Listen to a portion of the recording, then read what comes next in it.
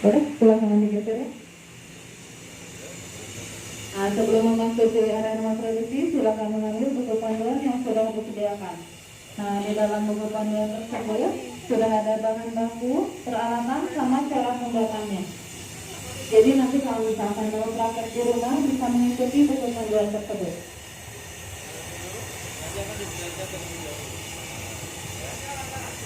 Boleh digeser ya ke layar sini.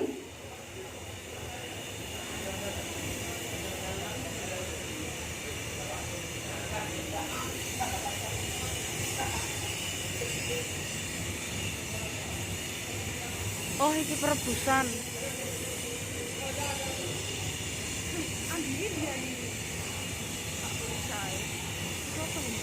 Pembibitan. Ini sak video kok sama.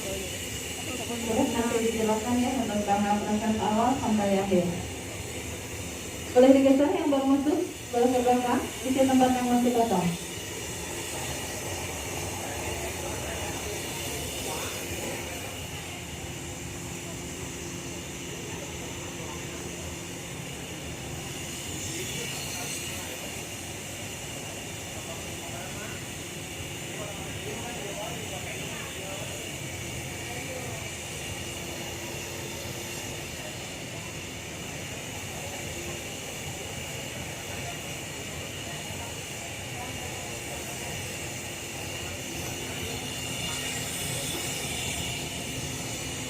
Itu kok sama.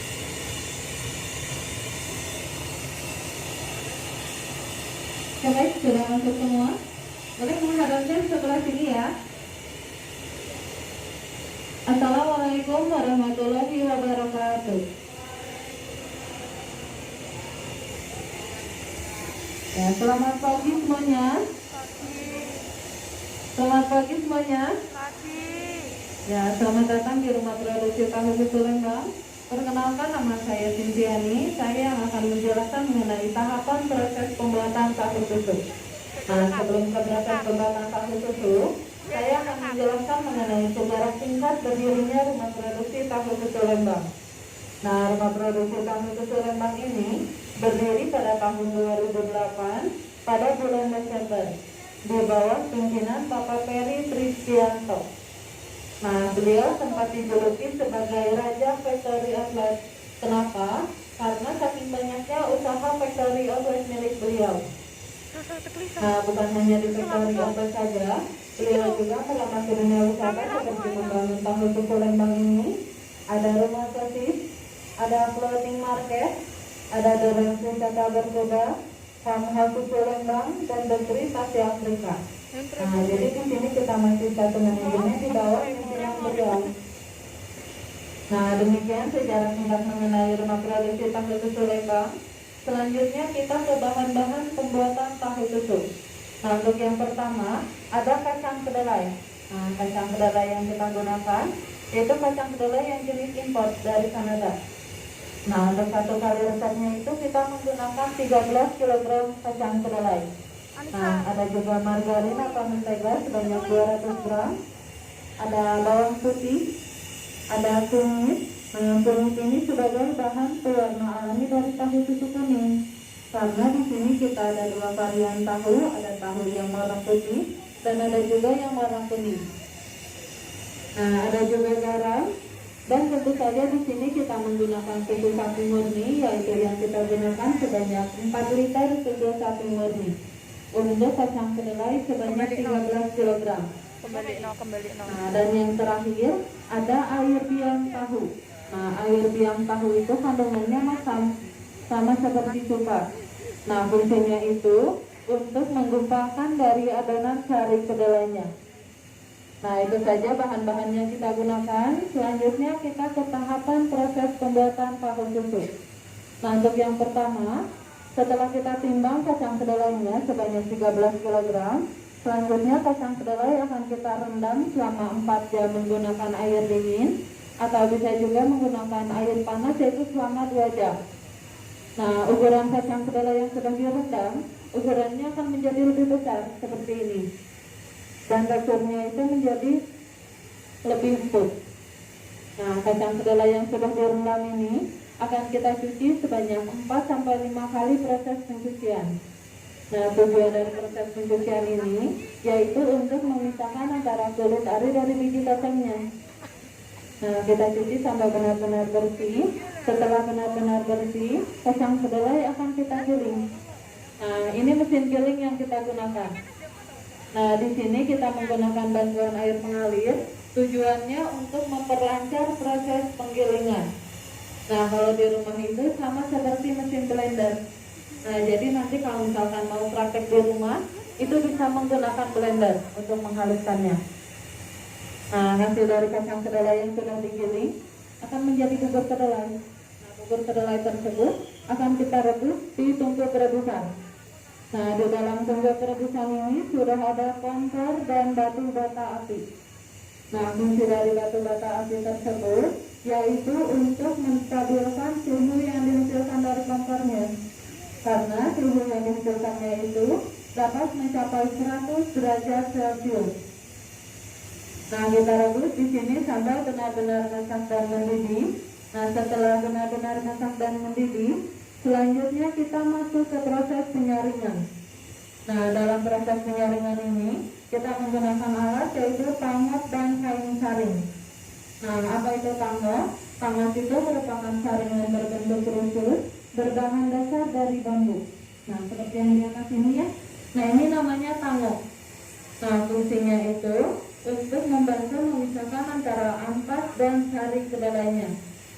Nah, nanti ampasnya itu akan tertampung di kain saringnya. Nah, kalau di rumah itu sama seperti penyaringan santan kelapa. Nah, ampas yang tertampung di kain saringnya itu dinamakan dengan limbah padat dari proses pembuatan tahu. Nah, limbah padat ini selanjutnya akan kita simpan di belakang dan akan kita jual kepada para peternak sapi sebagai pakan ternak. Nah, kemudian sari kedelai yang sudah tertampung di wadah penampungannya akan kita campur dengan bahan-bahan yang tadi seperti ada margarin ya atau mentega sebanyak 200 gram, ada susu sapi murninya itu sebanyak 4 liter, dan ada juga garam. Nah, setelah tercampur akan kita masukkan air biang tahu. Nah, proses ini dinamakan proses pembibitan. Nah, dalam proses pembibitan ini adonan akan menggumpal dengan sendirinya ke bawah dan air biang akan naik ke atas. Jadi terpisah antara adonan yang sudah menggumpal sama air biangnya. Nah, air biang ini kemudian akan kita fermentasikan selama 1 malam untuk proses produksi berikutnya.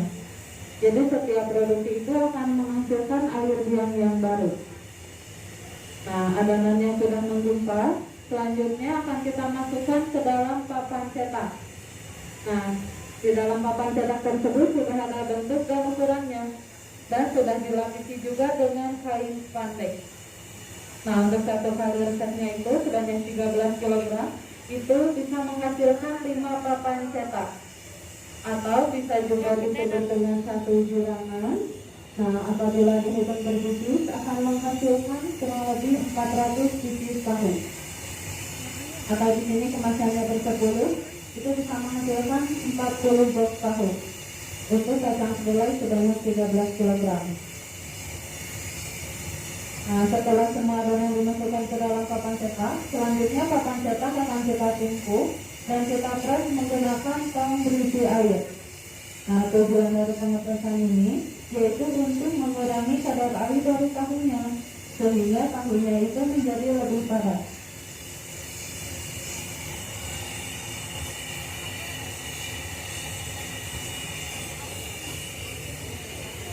Nah, ini contoh dari tahu yang sudah dicetak dan sudah dipres. Nah, tahu yang sudah dicetak ini masih belum ada rasanya. Rasanya masih hambar bercampuran antara susu sapi dan susu kedelai atau sari kedelai. Nah, karena di sini kita ada 2 varian tahu, ada tahu yang warna putih dan ada juga yang warna kuning. Jadi di sini kita menggunakan 2 tungku perebusan. Nah, untuk tahu yang putih kita rebus di tungku perebusan yang pertama, yang sebelah sini. Yang di dalamnya itu sudah ada air yang mendidih, ada bawang putih, dan ada juga garam. Nah, untuk tahu yang kuning kita rebus di tungku perebusan yang kedua, yang sebelah kanan. Dan di dalamnya itu sudah ada air yang mendidih, ada bawang putih, kunyit, dan ada juga garam. Nah, untuk penggunaan dari bawang putih dan kunyitnya, yang kita gunakan itu hanya sarinya saja. Jadi bawang putih dan kunyit tersebut kita tumbuk dan kita ambil sarinya. Nah, kita rebus kurang lebih 20 menit.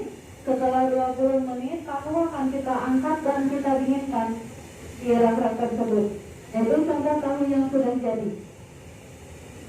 Nah, setelah melalui proses pendinginan, selanjutnya tahu akan kita kemas dan kita jual di depan, yaitu dengan harga 28.000 untuk satu boxnya isi 10 biji tahu. Nah, di sini juga kita memproduksi tahu mentega, di mana tahu mentega itu tanpa adanya campuran susu sapi, rasanya lebih gurih dan teksturnya lebih padat.